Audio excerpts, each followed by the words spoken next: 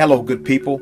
I'm extremely excited to share with you my visit to my sister's art studio apartment. She allowed me to interview and film her amazing artwork. And guess what? She kept it simple. She calls her work yo art. That's right, yo art. It's almost like she's saying it's our art. You get it? Yo art. So come on, follow me as we tour part one of this truly creative work. Oh, and by the way, her name is Yolanda. So as a young girl growing up, like what's the earliest memory you got of actually like drawing pictures or doing any type of art? Oh, about 15 years old. I went through a period of where I just drew all kinds of things. Mostly like stages, like I was a model. And I used to want to be a model. And I used to always tell my father that when I was young, I'm going to be a model. And I drew all these women with different designer clothes walking down the stage. Okay. So that's as early as I can remember, but I only remember just drawing just women, you know, in the modeling field. How do you define creativity? For me, creativity is using your mind to create something beautiful. Whether it be a drawing, whether it be a painting, whether it be a dress. But it's design. If I think about a word, it would be design and a use of something within that's coming out. A use of something in which is coming out. Mm-hmm. A use of something in which is coming out. Can you expound a little bit on that? Yes, it's almost like you see a vision of some kind.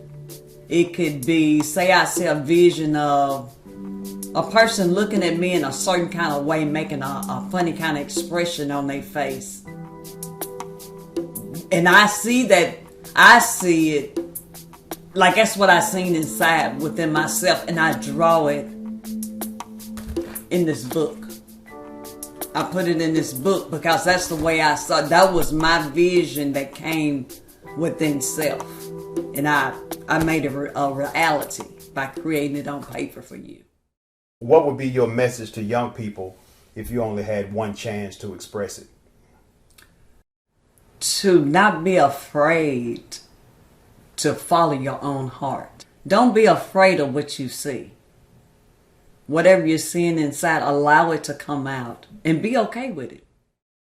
I noticed that some people draw or inspired to draw out of either pain, joy, or something that happened in a life situation. Have you ever drawn out of pain? Absolutely.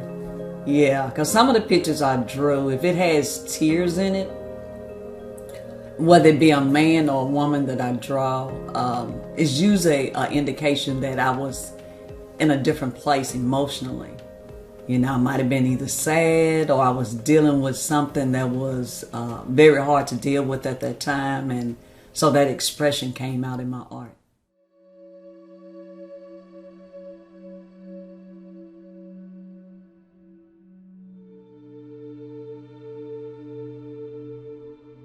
Do you have any favorite art pieces that you've drawn? Has any of them become any favorites to you? My favorite art piece? Not really.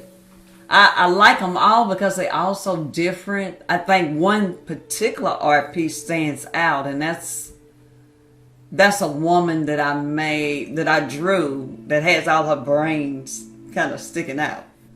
But my vision was that she had all of her brains just sticking out in the top of her head. She had a full body, but you could see that being open.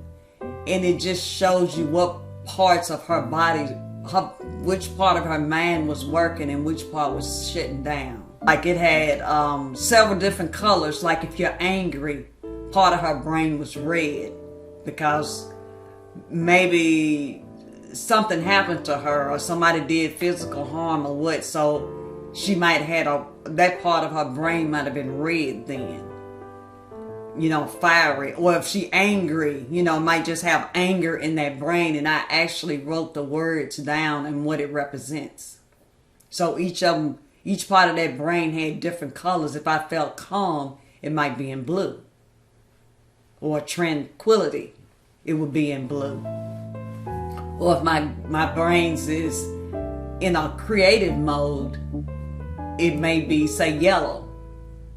So I will go back to that particular painting a lot of times to see where I'm at. As you look at all of the different artwork you have, could you think about a number of like do you ever be overwhelmed by so many pictures and where did it come from and how they accumulate so fast?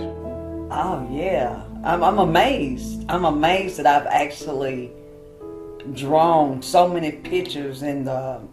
Because really 3 or 4 years is not a lot of time compared to a lot of artists that's well known, that like to draw and paint and all of that. But I do. I'll be overwhelmed because it's so many.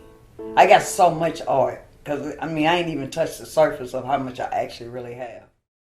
You said earlier that you don't really have a favorite necessarily besides the one we were speaking of, but what do you tend to draw or lean towards? Like if you start a portrait or a picture or whatever, what does it seem like naturally comes that you start with? For some reason, it's always with nature, like a tree. I'm drawn to green, as you notice in my home. I got a lot of flowers where nature is a big part of me, and so a lot of my pictures, even though it's not. A lot of them not seen, but a lot of them is nature. If you take and look at it. If I've showed you certain ones, you will see like it'd be a tree woman or a tree man or just a tree child. But that's something that I'll pick up and just doing a heartbeat. I would draw something or a flower. How do you end up putting colors together? What inspires so many different variations of colors? And I think it's because I'm a colorful person, so it's easy for me to put colors together because I like bright colors, reds and yellows and orange and all those different things. So I think the colors that comes, the colors that I like sometimes comes out in the pictures that I do or that I paint. What inspires most of your art? What does it kind of root come from? The root came from being a pre-K teacher, and we was doing a program called Reggio, and through that program they was teaching children how to create art through loose parts like rocks and wooden pieces, and we would do an inspirational table, and the kids would come to the table and put things together. So that's kind of like how I started. That's where the root of it came from, but later on I was involved in a car accident, and in that car accident I was at home just kind of like on bed rest. So I started picking up a sketch pad and I began to just sketch out different things, and I started off with just simply drawing an eye because everything came from the eye. So for months, that's all I would draw is different types of eyes and try to perfect that eye.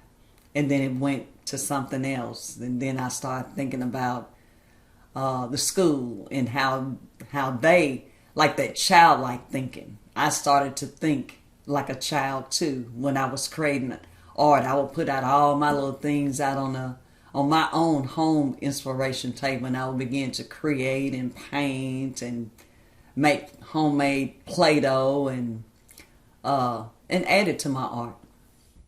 You have 3 boys. As a mother and as an artist and a creator, what you want to see expressed or imparted in their lives, before you leave this earth? Or at least this side. Yeah. Well, one, I want them to see that there's more to just being a mom. So to be able to express myself in a different way, using my creativity to draw, or to paint is another way of expression. And also, they see me in a different way. Like sometimes they can't believe that I actually can draw or I actually can paint. And it encourages me because I can look at their face and see, they're proud of me.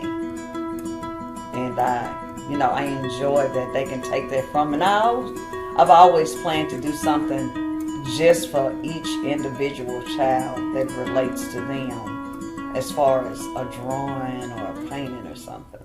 My last question would be your inspiration or whatever because I knew you and my other sister had took a trip to Africa. What inspirations came out, whether good or bad, from that experience? For me, it was a positive trip, and I think for my sister as well, because it was something fascinating about touching the ground, the soil of Africa. And we went to the Gambia, and it's very friendly. It was nice to see so many people that look like me. So it was surrounded by a lot of not just black people, but real dark black people, which I had not really seen at one time. You just kind of run into somebody that's that dark. But the beauty from it, and even the beauty of just the flowers and trees and the fruits and the vegetables, and meeting so many people. It does have some poor areas. It has its pros and cons, just like it is in America. But for the most part, it was a beautiful place. And seeing so many children, and being able to attend schools, and going to some of the restaurants, and going to the beaches, it was so much for me because I got to see so much in such a short time.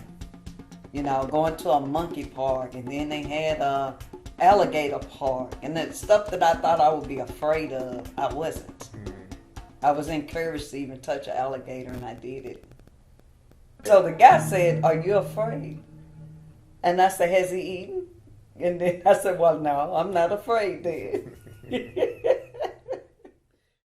Whatever you're seeing inside, allow it to come out and be okay with it. So when I say don't be afraid of what you see, I'm looking at, because some things about ourselves we don't necessarily, it's not a good thing. It's something that we have to work on.